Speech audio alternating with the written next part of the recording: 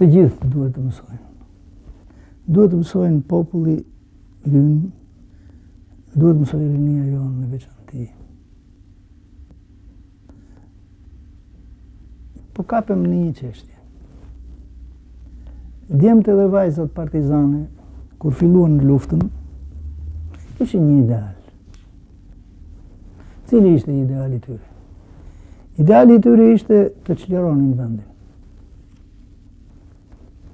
Të çlironin Shqipërinë nga pushtuesit e huaj dhe të ndërtonin një Shqipëri për popullin.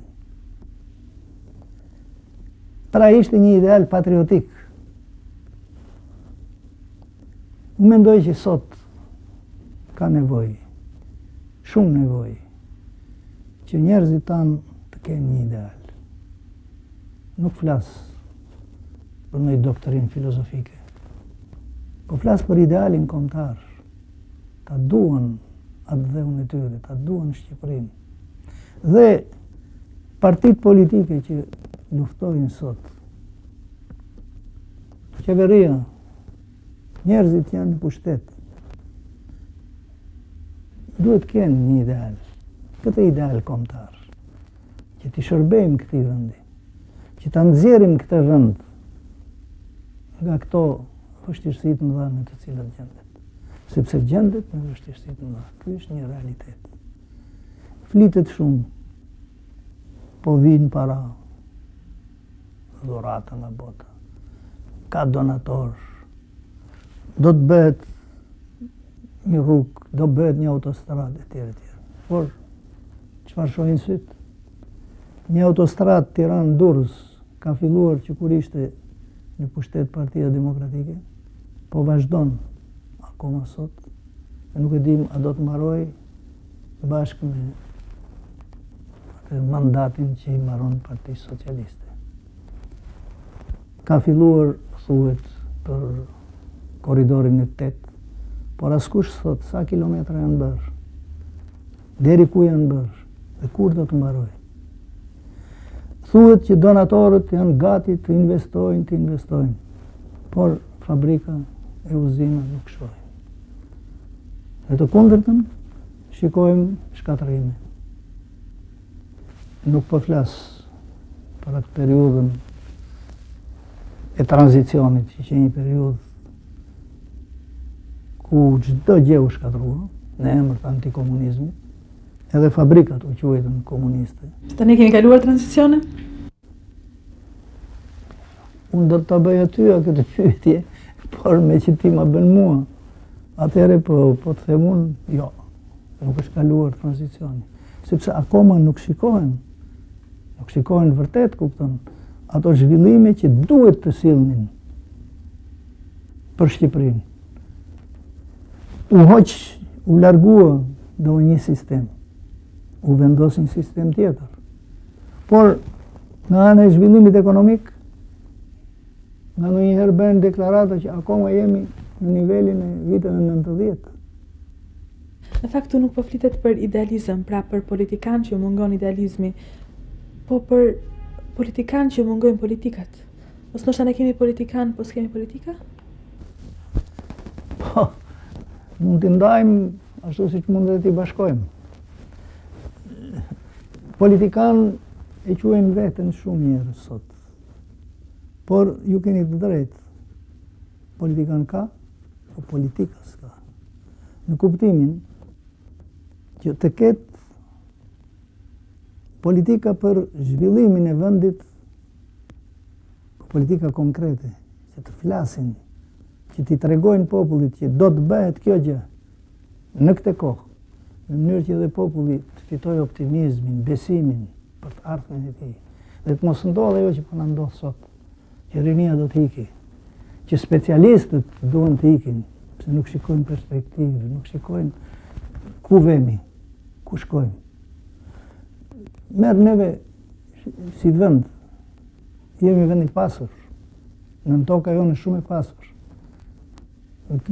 Kemi krom, kemi hekur, kemi bakër, kemi naftë, kemi të ujra që zhvillojnë energjetikën e të tjera. Mos harroni që përpara disa kohësh Shqipëria ishte eksportatori i tretë në botë për krom. Nuk duhet idealizoj asgjë. Por në qoftë se sot mendohet që kjo pasuri kombëtare duhet punoj ndryshe, të thuhet si të punoj. Duhet të rikonstruktohet. Duhet të privatizohet, Do me thënë, të përcaktohet qartë një strategji ekonomike që njerëzit ta dinë më çdo të bëhet dhe njëkohësisht edhe të fitojnë optimizmin që vërtet tek ne do të bëhet kjo e do të bëhet kjo tjetër dhe të kenë mundësinë të kontrollojnë. U bë? Bravo kjo qeveri që e bëri. Nuk u bë? Ta kritikojnë atë qeveri që se bëri. Tani,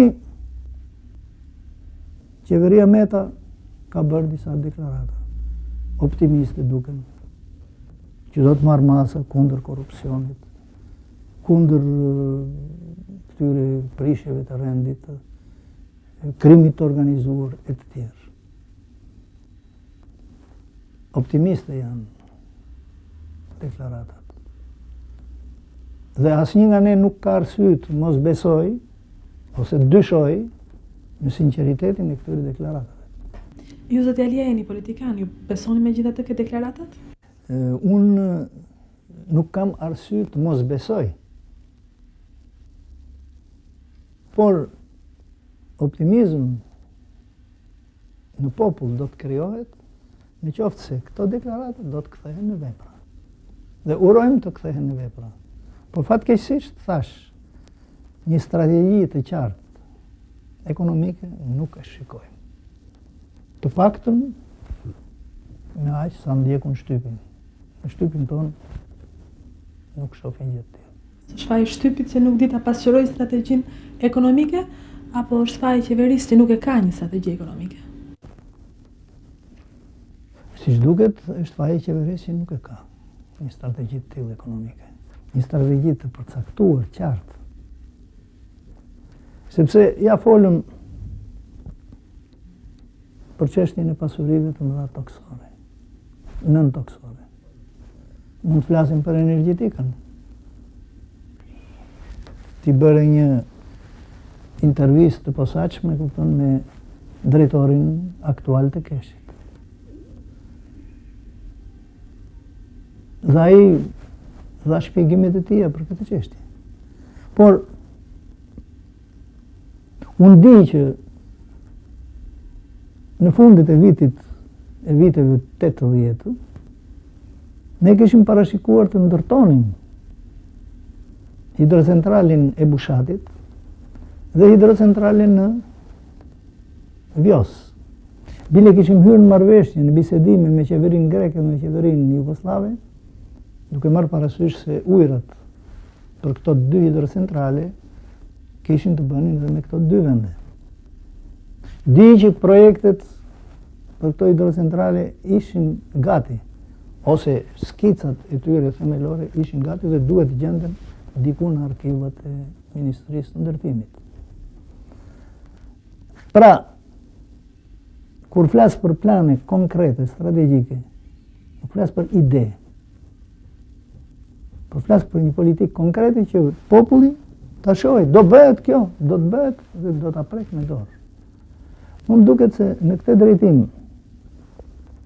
ka shumë për të bërë. Dhe këtu duhet përqendruar ndoshta edhe vëmendje kryesore e qeverisë, e njerëzve të pushtetit. Zoti Alia, në emër të cilit moral